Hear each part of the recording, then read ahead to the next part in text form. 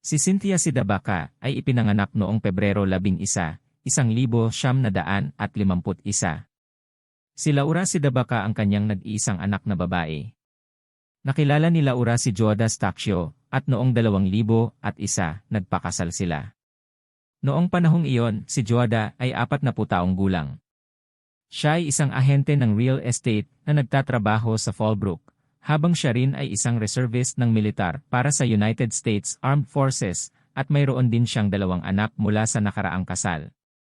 Si Joada ay isang mayamang tao at sa pagiging ahente din ni Laura sila ay namumuhay ng komportable sa pananalapi. Ang mag-asawa ay nagkaroon ng 2 anak.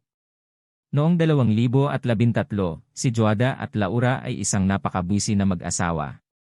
Pareho silang nagkaroon ng full-time na trabaho. Pareho silang may 2 anak na inaalagaan. Si Joada ay isa ring rugby coach para sa isang lokal na paaralan, at dumagdag sa mga responsibilidad ang ina ni Laura na si Cynthia. Si Cynthia ay na-stroke ilang taon na ang nakaraan bago lumipat sa bahay ni na Laura at Joada. Si Cynthia ay tumira kasama ang pamilya Staccio sa tinatawag nilang granny flat, isang apartment sa ibabaw ng garahe ng tahanan ng pamilya. Ang lugar ay komportable. Gayunpaman, nagkaroon ng tensyon sa pagitan ni na Joada at Cynthia. Si Joada ay isang mapagmahal na ama at asawa, ngunit siya ay may pag-iisip tulad ng sa militar. Kilala siya bilang mahigpit na rugby coach sa kanyang club, at madalas na inilarawan ng kanyang mga anak na mahirap maabot ang kanyang mga inaasahan. Si Joada ay inilarawan ng kanyang mga nakatatandang anak na lalaki noong panahong iyon bilang may alpha personality. Matigas siya sa kanyang mga anak dahil gusto niyang gumawa sila ng mabuti.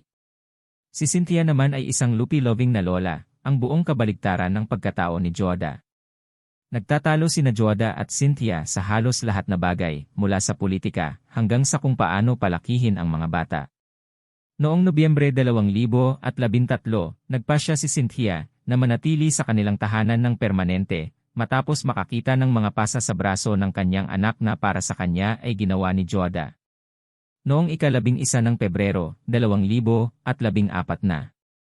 Martes yon, at kaarawan din ni Cynthia. Si Joada ay nag-aayos ng mga gawain para sa araw na yon, habang naghahanda rin para dumalo sa paligsahan sa spelling bee ng kanyang anak sa umagang iyon. Gayunpaman, pagkatapos lamang ng 8 a.m. nang tumawag ang mga kapitbahay sa 911. Ang mga tawag sa 911 ay magdadala sa pulisya sa tahanan ng pamilyang Staccio. Pagdating nila, nakita nila si Joada. Si Joada ay binaril ng 12 beses. Di nagtagal, natuklasan ng mga detectives sa pinangyarihan ng krimen na si Joada ay inatak habang siya ay naglalaba. Una siyang binaril ng 5 beses. Dahil pa ang nagpause ang pag-atake, nakahanap din sila ng bloody trail na mula sa hardin hanggang sa kusina. Nagawa pang gumapang doon ni Joada bago i-lock ang pinto. Ngunit sa kasamaang palad, pinaputok ng kanyang attacker ang baril sa salamin at binaril siya habang gumagapang pa siya palayo. Makikipag-ugnayan ang pulisya sa pamilya para ihatid ang isang devastating na balita. Nakuha ng mga pulis ang halos lahat. Maliban kay Cynthia. Si Laura na lumuluha ay hindi sigurado kung nasaan si Cynthia. Ngunit nagawa niyang bigyan ang mga pulis ng ideya kung nasaan si Cynthia. Pagkatapos ng ilang oras nahanap ng mga pulis si Cynthia sa paborito niyang coffee shop.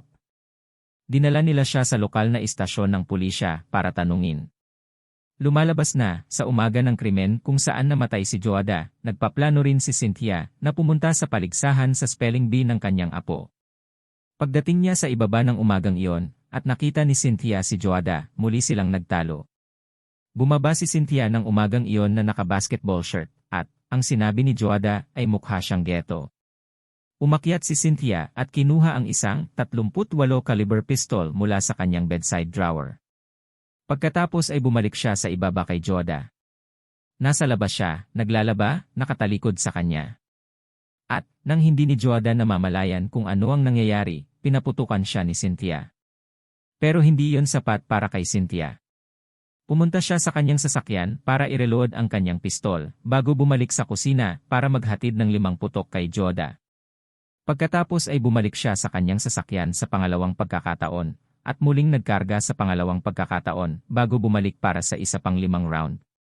Iniwan ni Cynthia si Joada na naghihingalo sa sahig. Bumalik siya sa kanyang sasakyan. Si Cynthia ay pumunta sa Denny, isang pagkainan para kumain. At pagkatapos, pumunta siya sa Pechenga, isang resort casino sa Hilagang Silangan mula sa Fallbrook, at nagsugal ng mahigit sa 2 oras.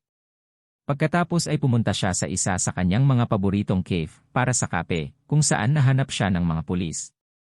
Si Cynthia ay dinala sa kustodiya sa kasong first-degree murder. 3 taon bago siya makaharap sa paglilitis. Nalaman ng hurado na si Cynthia ay bumili ng pistol 3 linggo lamang bago ang pagpatay, at sa oras na iyon, gumugol din siya ng ilang hapon sa isang lokal na shooting ground upang malaman kung paano gamitin ang baril. Ang hurado ay nagkakonklusyon na binili ni Cynthia ang baril at dumalo sa mga sesyon ng pagsasanay na may buong layunin na patayin si George sa susunod na argumento.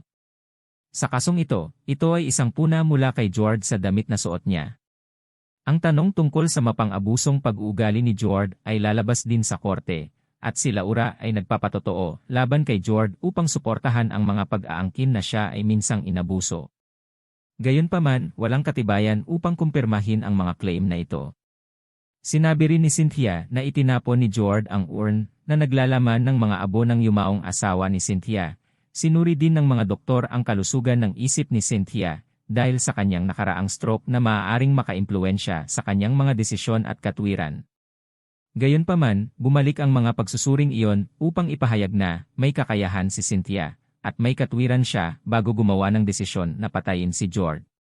Noong ika-23 ng Marso 2017, si Cynthia De Baca ay sinentensyahan ng habambuhay na pagkakakulong na may posibilidad ng parol pagkatapos ng 50 taon.